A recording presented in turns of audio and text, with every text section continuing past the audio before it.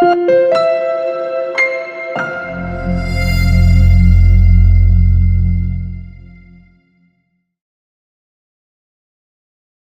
bonjour tout le monde. Comme ça a été dit, je vais vous parler de l'impact des abrissements sur les propriétés physico-chimiques et biologiques du sol. La présentation aujourd'hui, je vais commencer juste par vous introduire l'agroforesterie et ses avantages, pourquoi on en parle, pourquoi on en veut très rapidement. Ensuite, je vais vous parler de la dynamique entre l'agroforesterie, les rendements, puis le sol, l'état du sol.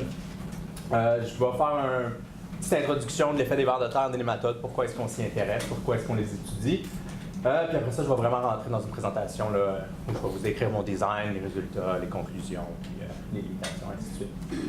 Donc, on a des changements globaux, réchauffement climatique, changement d'attribution des terres, diminution de la biodiversité. Puis ça a beaucoup d'incertitudes sur notre futur économique, sur la façon qu'on va devoir vivre, qu'on va devoir faire différentes choses. Et l'agroforesterie est très, très, très souvent mentionnée comme une des solutions idéales pour atténuer toutes ces choses-là. Donc, il faut en faire. Moi, je me spécialise sur les brisements dans ma maîtrise. Et puis, l'historique des brisements, pourquoi ils ont commencé à apparaître, c'était pas vraiment pour répondre aux problèmes plus hauts, aux changements globaux généraux, mais c'était en fait pour répondre aux grandes tempêtes de sable qu'il y a eu dans les années 20 dans l'Ouest américain. Mais c'était pas juste dans l'Ouest américain, même au Québec, mon grand-père me racontait que dans la Nodière, dans le temps des terres à tabac, fallait qu'il balaie les voies ferrées pour enlever le sable de sur les voies ferrées. Et puis c'est dans ce temps-là qu'ils ont implanté beaucoup de brisements dans la Nodière. C'est grâce à ça que j'ai une couple de sites qui sont assez vieux pour faire mon expérience. Mais depuis, on a trouvé qu'il y avait d'autres effets positifs à ces brisements-là. Puis une d'entre elles, c'est à cause de l'effet sur le vent. Il va y avoir une réduction de la dérive des pesticides. Ils vont pouvoir tomber à l'endroit qui est désiré dans le champ. Ensuite, il y a une réduction de la dérive des engrais qui va éviter l'eutrophisation des cours d'eau. Une augmentation de la biodiversité, un refuge pour la biodiversité, une diversification des revenus. Et potentiellement une augmentation de rendement. Il y a beaucoup d'études qui le disent. Par contre, ce qui est vraiment vu par les agriculteurs, c'est une diminution de rendement aux abords de l'abrisement et puis aussi une complication dans la gestion du territoire. Fait que c'est là que je me suis dit, OK, on n'est pas convaincant pour le rendement, on veut l'amener l'agroforesterie. Les agriculteurs ne sont pas convaincus. Qu'est-ce qu'on fait? Qu'est-ce qui affecte le rendement? Bien, ce qui affecte le rendement... Juste aussi rajouter que malgré un programme de prime vert des années 70, il y a juste l'équivalent de 3 mètres de haies-brisement qui a été implémenté dans tout le Québec par hectare. Donc le programme n'a pas marché si bien. En tout cas, on n'a pas changé tout le territoire de la Montérégie grâce à ça. Puis là, c'est là que je me suis demandé, OK, qu'est-ce qui affecte les rendements? Bien, c'est l'état du sol, c'est ce qu'il y a dans le sol, c'est les nutriments, c'est la vie dans le sol qui va faire cette décomposition-là des nutriments puis rendre les nutriments disponibles au bon moment pour la culture. C'est là que je me suis dit, OK, bien, on va aller étudier quel est l'effet de la haie sur ces différents facteurs-là, dont les vers de terre, les nématodes non parasitaires, le pH, le carbone, l'azote, l'humidité.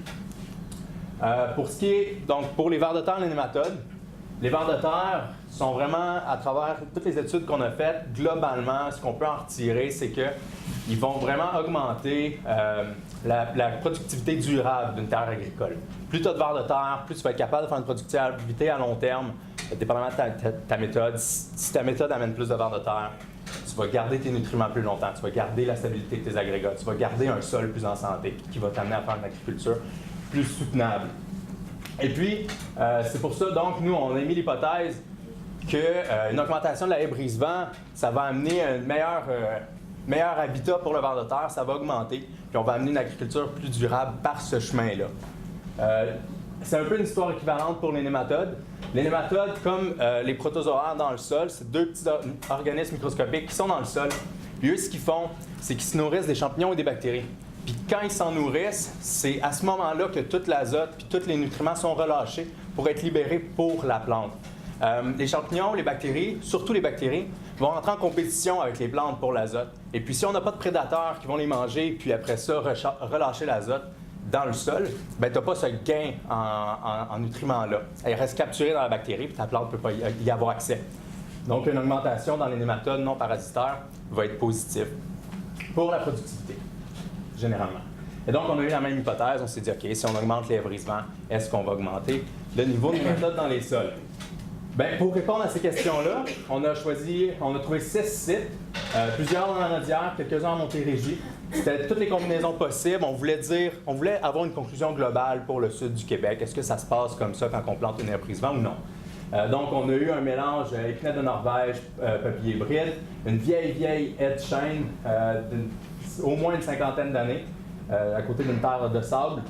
Après ça, on avait des plantations d'épinette de Norvège, puis 2 plantations de chêne dans la Nodière, qui étaient en fait juste à côté de la terre de mon père, d'un côté. Proche de mon cœur.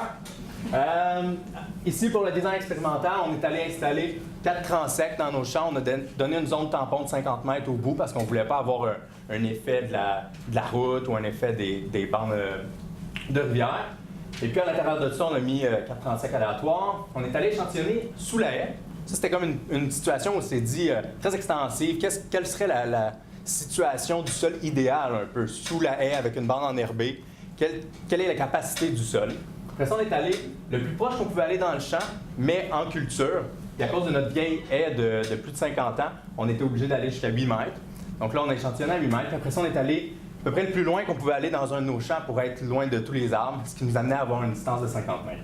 50 mètres, c'est un bon témoin pour ce qui est de la réseau-déposition puis la litière des arbres, mais on sait qu'il y a encore un effet, là, la réduction du vent, des choses comme ça. On a été échantillonné dans tous ces quadrats-là de 0 à 10 cm pour faire nos analyses de carbone, azote, nématode. Et puis pour les vers de terre, on est allé chercher un cube de 25 cm et puis on s'est installé à l'ombre des haies brisements puis on a trié le sol pour trouver nos vers de terre pour après ça aller les peser et les identifier.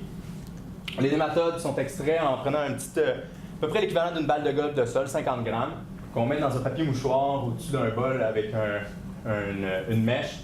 Puis quand ils sont immergés dans l'eau, ils vont nager vers le bas. Après 2 jours, tu ramasses ces nématodes-là. Au microscope, tu peux les compter un après l'autre et avoir l'abondance.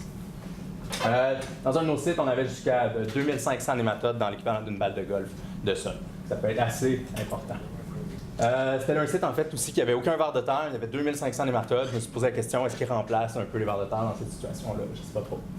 Bon, pour ce qui est des résultats, je vais commencer par vous présenter les résultats des propriétés physico-chimiques du sol.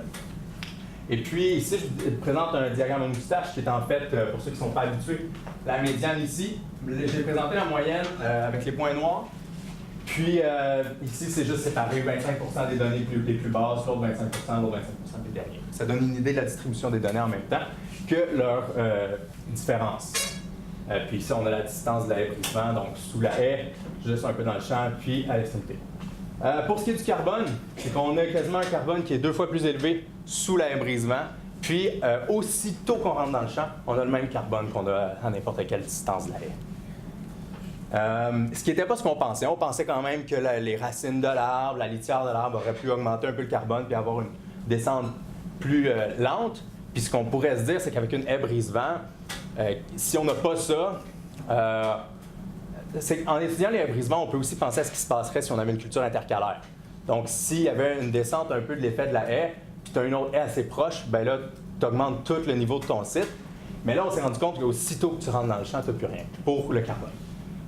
C'était la même chose pour l'azote, un petit peu moins drastique, mais aussi l'azote était beaucoup plus élevé sous la haie, puis aussitôt que tu rentres dans le champ, il n'y avait plus d'effet. Le pH était plus acide sous les arbres, probablement dû à la litière des arbres, ainsi de suite.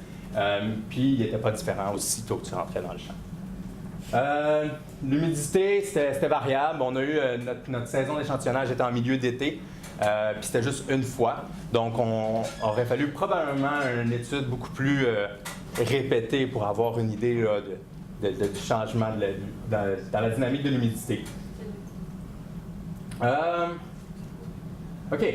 L'abondance des vers de terre, à notre grande surprise, il y a un effet de la haie dans le champ, puis il y a un effet de la haie sous la haie, mais il est négatif en fait. Il y a moins de vers de terre au pied de la haie et dans le champ, juste à proximité. Puis à 50 mètres, ben là, les vers de terre semblent être tout heureux. La richesse en espèces des vers de terre, donc ça ici, on a plus de vers d'espèces à côté de la haie brisement, et puis le moins d'espèces est juste dans le champ à côté de la haie, puis on a un niveau intermédiaire là, au milieu du champ. Et ça aussi, c'est un petit peu contraire à ce qu'on pensait. Ben, pour ce qui est dans la haie, ça, c'est ce qu'on pensait. On s'est dit, tu as des arbres, tu as des plantes, tu as tellement une grande hétérogénéité là que tu vas avoir différents types de micro-habitats pour les vers de terre qui vont laisser vivre différentes espèces. Mais c'est marginal, c'est de 1 à 2 espèces. Il n'y a pas beaucoup d'espèces de vers de terre. Mais c'est ça, aussitôt que tu rentres dans le champ, il semble avoir une situation qui est négative. C'est ce qu'on appelle l'écotone. Puis il pourrait avoir, dans le fond, des conditions idéales pour ni un ni l'autre des groupes de vers de terre. Mais bon, ça, c'est ce qu'on a obtenu. Pour les communautés de vers de terre, là aussi, on pensait qu'il y aurait différents types de communautés selon la distance parce qu'il y avait plein de caractéristiques qui étaient différentes. Par contre, si on avait eu des communautés différentes, on aurait eu un regroupement des points colorés dans la même couleur ensemble. Comme on peut voir, il n'y a vraiment aucun patron. Il y a de tous les types de communautés de vers de terre dans toutes les distances, dans tous les types de sols. Donc, la haie brise-vent ne va pas décider de quelle quantité de quel vers de terre va être là. L'abondance des nématodes, elle est la plus haute sous la haie. Et puis, merci. Elle est la plus haute sous la haie. Encore une fois, elle est un petit peu plus basse dans le champ. Puis, elle est modérée dans le milieu du champ. Donc, on a une descente là, juste aussitôt qu'on rentre dans le champ. Puis tout ça, c'est un peu opposé à ce qu'on s'attendait. Souvent, on dit planter des arbres, ça va ramener la vie dans le sol, ça va être bon à long terme. Peut-être que vous ne verrez pas d'effet maintenant, mais sur 50, 75 ans, ça va être bon. Moi, dans mes résultats, ce n'est pas ce que j'ai pu voir pour le moment à grande échelle. Par contre, une des choses qui pourrait arriver, et puis là, c'est ici qu'on en parle, c'est qu'il y aurait peut-être une interaction, puis ça pourrait être une situation peut-être très complexe, ce qui pourrait dire que la haie est positive, mais pas tout le temps. Ici, ce qu'on voit, c'est qu'il y a une interaction potentielle entre le type de sol et l'effet de la haie. Donc, si tu es sur un sable, on voit qu'il y a moins de matière organique, moins de ci, moins de ça, moins d'eau, bien là, la haie semblerait être positive. Un grand effet super significatif de la haie. Puis là, plus tu t'en vas dans un pourcentage d'argile élevé, plus l'effet de la haie est neutre ou négatif. Ces résultats-là sont significatifs. Par contre, quand je regarde le graphique, j'ai l'impression qu'ils sont causés juste par deux données extrêmes. C'est ouvert au débat. Puis je pense qu'il va falloir juste... Notre expérience n'était pas faite pour répondre à cette question-là. C'est juste quelque chose qu'on a découvert. Puis on n'avait pas le design pour vraiment tester le type de sol. On a un gros effet confondant avec, en fait, le site. Un type de sol était relié au même, à tout le site. Donc l'arbre qu'il y avait là, tout venait avec. Donc, ça, c'est une avenue future à explorer. C'est une question intéressante sur laquelle notre étude présentement nous a lancé. Il y avait des limitations, par exemple, dans cette étude-là. Nos témoins, comme j'ai dit, étaient encore dans la zone d'influence du vent.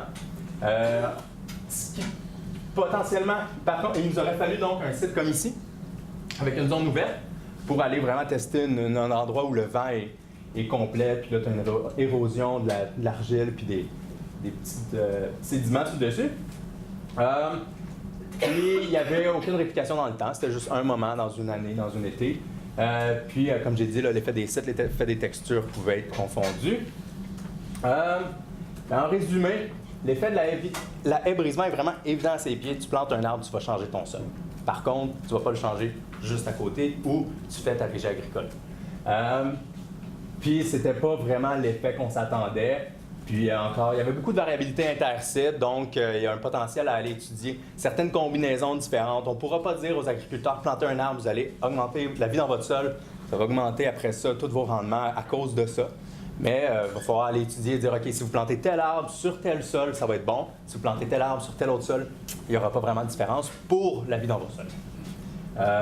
Et puis j'aimerais remercier Alice Antonio qui m'a aidé sur le terrain et beaucoup d'autres personnes là, qui m'ont aidé à travers les procédures de laboratoire, et surtout les agriculteurs qui m'ont laissé aller échantillonner dans leur champ.